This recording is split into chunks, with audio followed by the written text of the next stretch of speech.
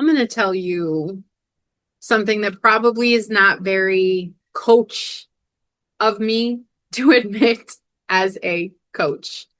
Watching people waste their potential makes me genuinely angry. And a lot of things don't get that reaction out of me. But that definitely makes me feel the anger. It's not disappointment, not concern, but like angry. And it just is this little burn inside of me, this little rage inside of me that shows up when I watch someone that has an incredible gift or an incredible story where I see it's like their launching point. They have this voice, like it's the thing that could change lives. And they sit on it. And I watch them do this year after year, and they make excuses and they play small and they tell themselves and me the same tired story about why now isn't the time. And I literally want to grab these people by the shoulders and say, do you have any idea what the fuck you're sitting on? Do you have any idea what it would mean to the person who needs exactly what you have to offer?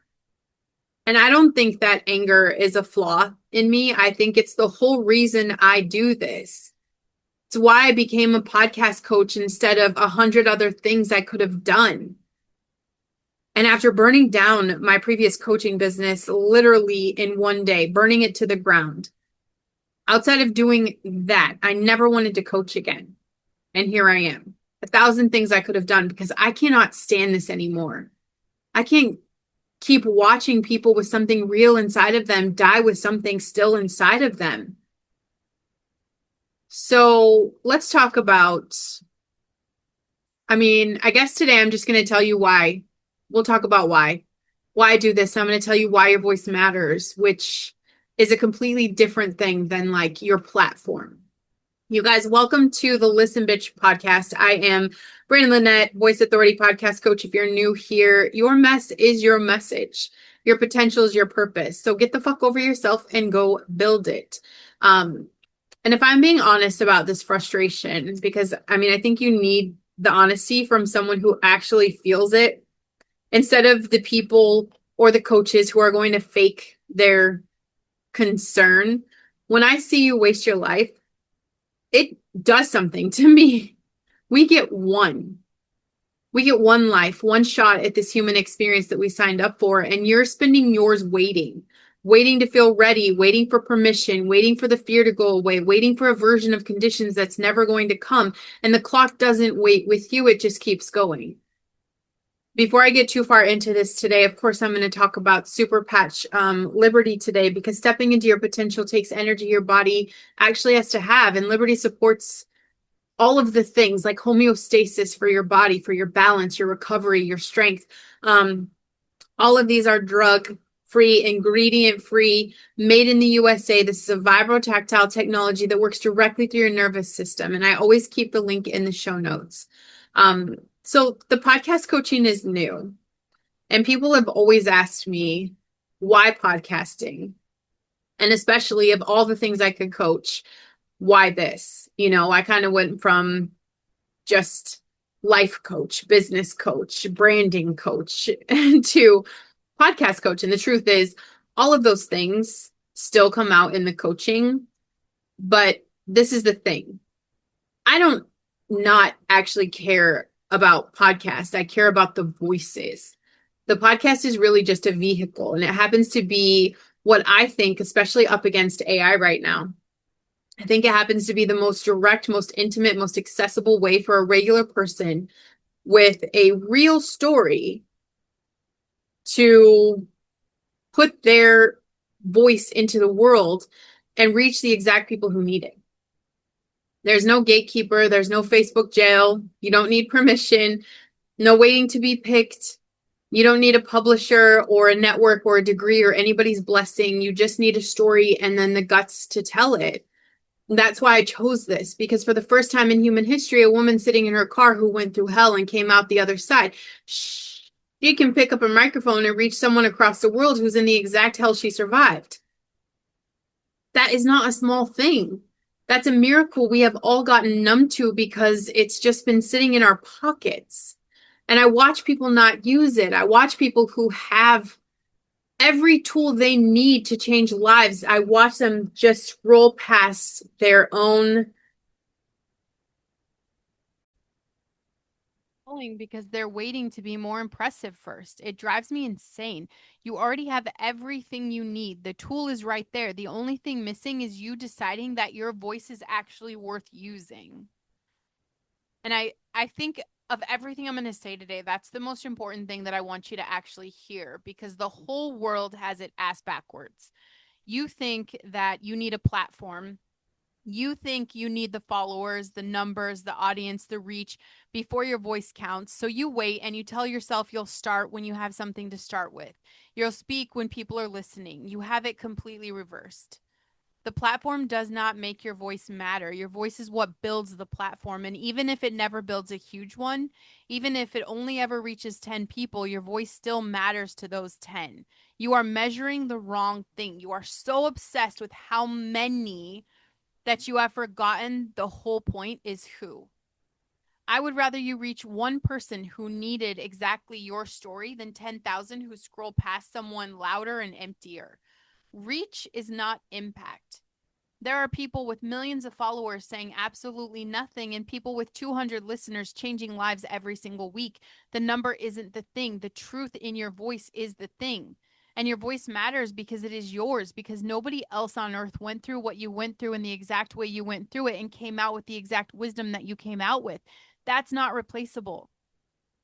That is not something you can replicate. When you stay quiet, that specific medicine just doesn't exist in the world for the person who needed it. And no big platform run by somebody else is going to fill the gap. Only you can. And that's what makes your voice matter. It's not the platform, it is you. And when you sit on your potential, I don't want you to think this is a character problem because it is part of the wiring. And the thing is, we've learned you guys can change the wiring. Your brain runs on efficiency, it wants to conserve energy. And the most energy efficient thing you can do is exactly what you did yesterday. Novelty, growth, risk, stepping into something new, all of that costs the brain a lot of metabolic energy. So it's going to resist. Your brain will always try to talk you into the familiar because familiar is very cheap. That's why potential feels so heavy to step into. Your own biology is lobbying against it, not because it's right, but because it's lazy in the most literal sense. And every day you choose the familiar over the calling, you strengthen the familiar. And the pathway to playing small gets wider and smoother and more automatic. The pathway to your potential gets narrower, it gets narrower and more overgrown from disuse. Um, and this is neuroplasticity working against you because it doesn't give a shit which direction you point it. It just reinforces whatever you repeat. You've been repeating small. So small has become your default, and big now feels impossible when really it's just untrained. The good news, buried in the hard news, potential is not a fixed thing you either have or don't. It's a set of pathways you build by walking them.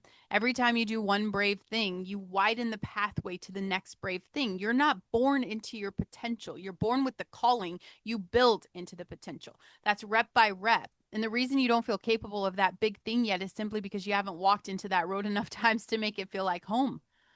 Walk it once, then walk it again, and it stops feeling like a cliff and it just starts feeling like the path of your life. And I see you. Let me tell you what I see when I look at you because seeing people is actually the thing I'm good at. I see someone who has already survived the hard shit. Whatever it was, you lived through it.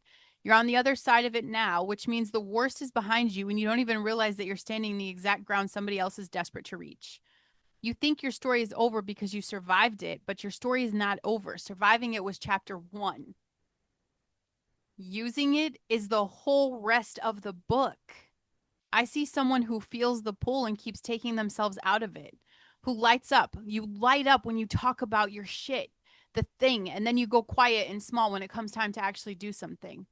I see the gap between how alive you are when you imagine it and how stuck you are when you face it, and I know exactly what lives in that gap. It's fear.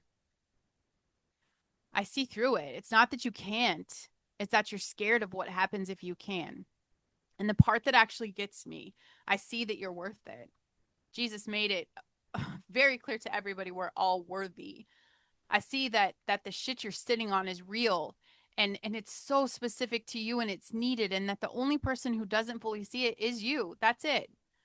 And I'm not being nice to you now. I'm not blowing smoke up your ass. This is accurate. I've looked at enough people to know the difference between someone reaching for something that's not there and someone sitting on something that absolutely is. You're the second kind. And watching you not use it, not use that shit, that lights a fire under every single thing I do. Imagine you inherit a house, real house paid for, yours, sitting on land. It's worth a fortune. Instead of living in it, you stand in your driveway just looking at it. Your whole life, you just look at it and you tell people you're going to move in someday when the time is right.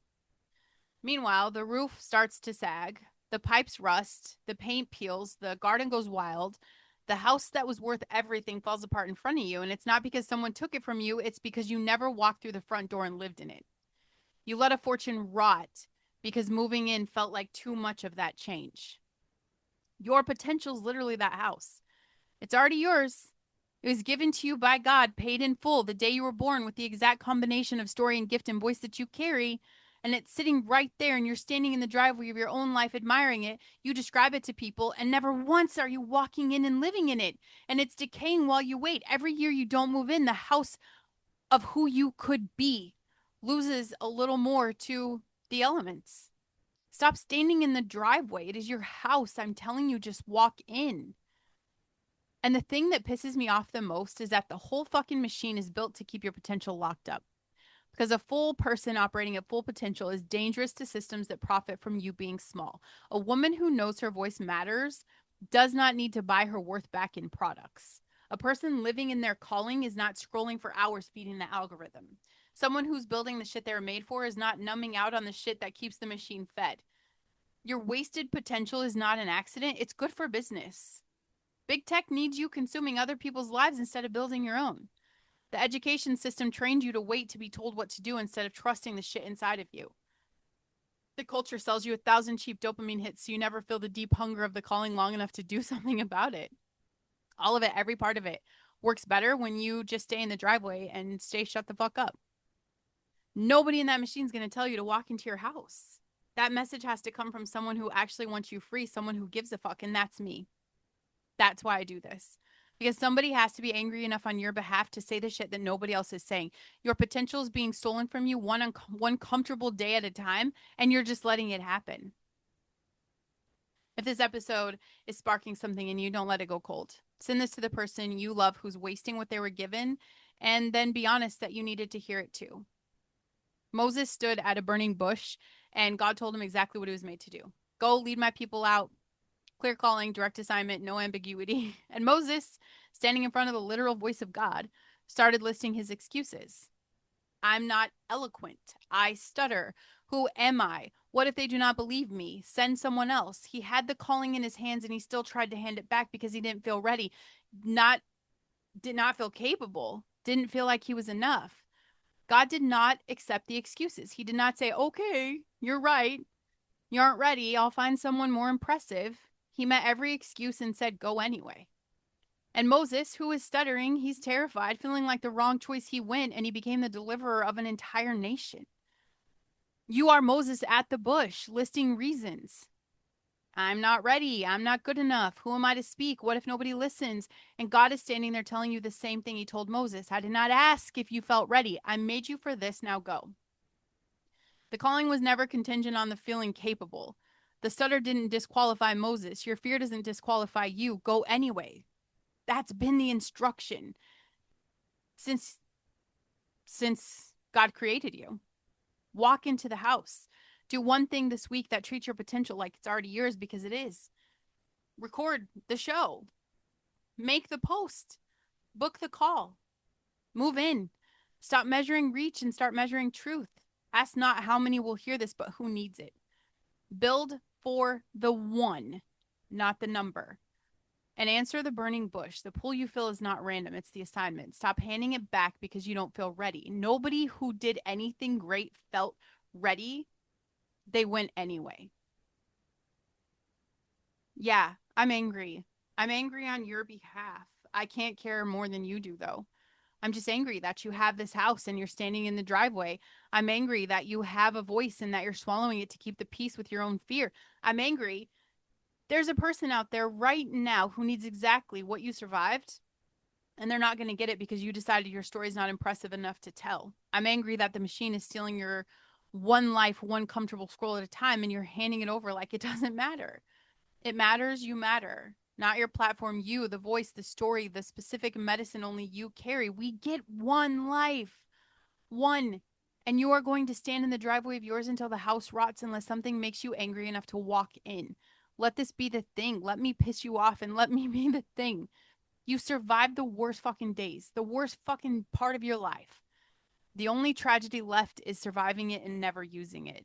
Don't make me watch you do that. Do not make yourself live it. Get up, walk into your house. It's been yours the whole time, and you've been dying in the driveway. Make sure you guys check the show notes. Come find me before you talk yourself out of it again. If podcast is your thing, y'all, I'm happy to help you start. I do that for free. You guys can actually go to brandenlynette.com/quiz, see where you're at with your podcast, what kind of podcast are you. That will take you directly to the level you need to go. And if that's the free video to starting a podcast on your own, which is simple, then that's where we go. And you guys can message me, reach out to me anytime.